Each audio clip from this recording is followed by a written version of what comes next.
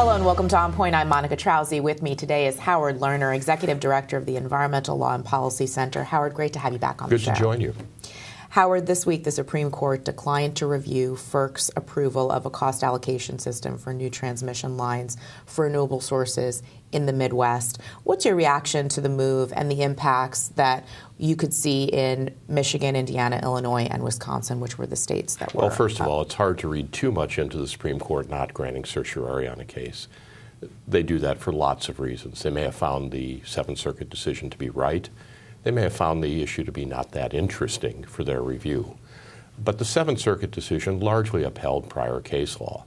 The Seventh Circuit is saying the cost causers and beneficial users of transmission should bear responsibility for paying for it. And FERC is going to have that issue squarely on its platter right now, with a special payment being asked for to keep a coal plant running in the Upper Peninsula of Michigan, 90% of which is being used to serve 2 mines in the western Upper Peninsula. But customers in Wisconsin are going to be charged to pay for it. A number of the Wisconsin utilities, the Wisconsin Public Service Commission, and a number of environmental groups and consumer groups have said, wait a minute, if the mines are causing the costs and are the beneficial users, they should pay. So that issue now from the Seventh Circuit is squarely in front of FERC. And you have a pretty broad range of parties saying that's a legal principle that needs to be followed. Watch that test case. So this big question, though, is are customers going to see higher bills resulting from these new transmission lines that are focused on renewable energy? Well, renewable energy, wind power, can bring costs down. Building new transmission, of course, passes costs on to consumers. Some of the transmission is being used for renewables, some of that transmission is being used for coal. So what you have to do is not look at it as one size fits all, but look at particular transmission lines and really say, number one, are the costs justified? Are the benefits greater than the costs, and therefore you can build a line? Or has the world changed in which a particular transmission line, and there are a number of lines that are being challenged on this basis, given that demand has gone down, is there less need for the lines? They shouldn't be built. Secondly, the question is the line carrying renewable energy like wind power, or is it carrying coal and natural gas? The premise of what the Midwest Independent System Operator did is that these transmission lines, they call them the MVP lines, are supposed to be carrying wind power. Some of them do, some of them don't very much. And that's going to be an issue both before the regional commissions and also an issue before FERC. Also in the news are natural gas price spikes in the Midwest that we saw this winter resulting from the cold weather. FERC is going to be taking a look at this. What's at issue here? I mean, is the grid just simply not capable of performing when we have this extreme weather? Well, the real issue is this winter was extraordinarily cold in the Midwest, and natural gas came at a premium. FERC should take a look at this. The State Commission should take a look at it. We ought to figure out whether we had short-term problems or long-term problems. But one way or the other, the question is the extreme weather, the coldest winter we've had in years, unusual, or is this the new typical future? And that will affect how decision-making is done. On the whole, though, the Midwest has seen a drop in energy demand. How are efficiency programs and technological advancements influencing electricity use in your region? Well, in the Midwest, heartland, and nationally, there's a quiet revolution in energy efficiency. What's happening is more efficient refrigerators, air conditioners, lighting, pumps, motors, other appliances are going into homes and businesses. And here's the game changer. The Mid-Continent Independent System Operator, MISO, just came out with numbers saying they're predicting a negative 0.75% demand over the next 3 years. That's based on utility data. Previously, they'd been a plus 1%. So over 3 years, there's about a 5% difference in demand. And that's huge in terms of savings for businesses and residential consumers. Makes a huge difference in terms of capital investment decisions being made by utilities, whether to retrofit coal plants or nuclear plants. And it's very important in terms of whether some of the transmission will be needed.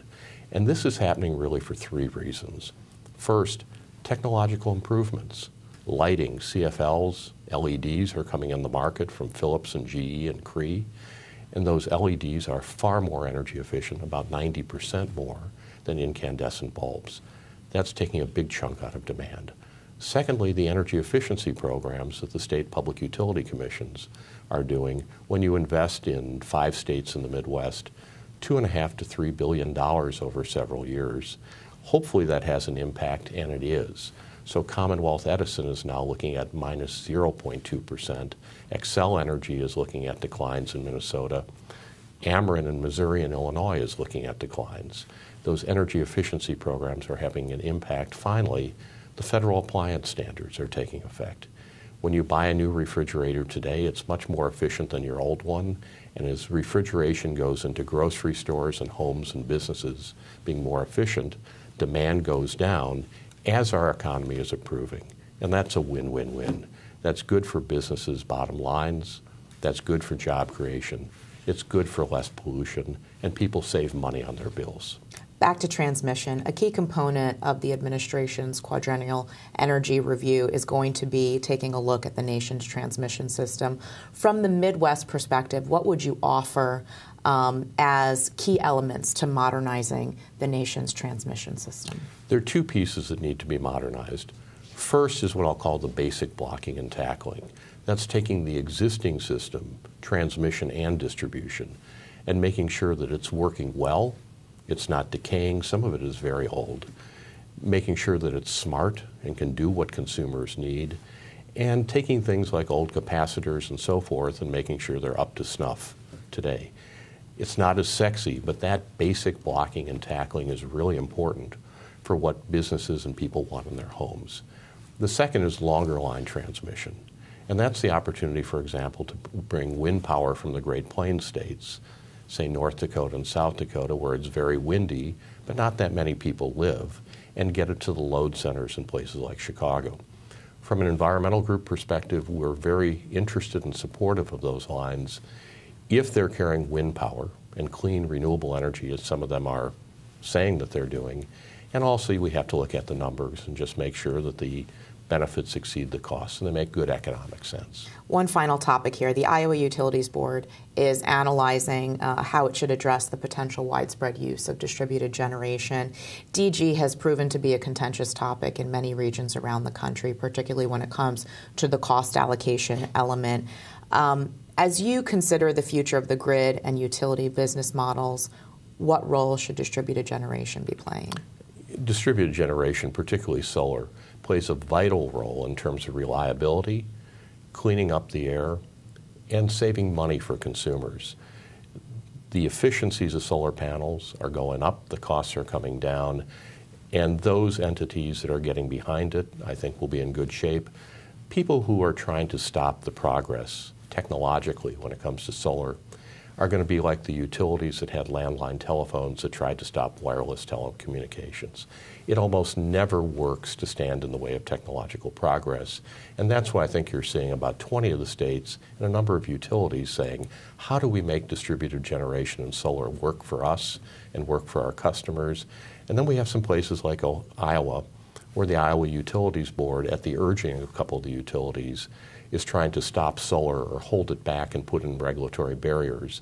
And ultimately, I think they'll be as successful or not as some of the landline companies who are trying to hold off wireless and things we use today that it's hard to imagine when we look back that utilities were opposing. All right, Howard, we'll end it there. Thank you for coming on the show again. You're welcome. Again. Good to join you. And thanks for watching. We'll see you back here tomorrow.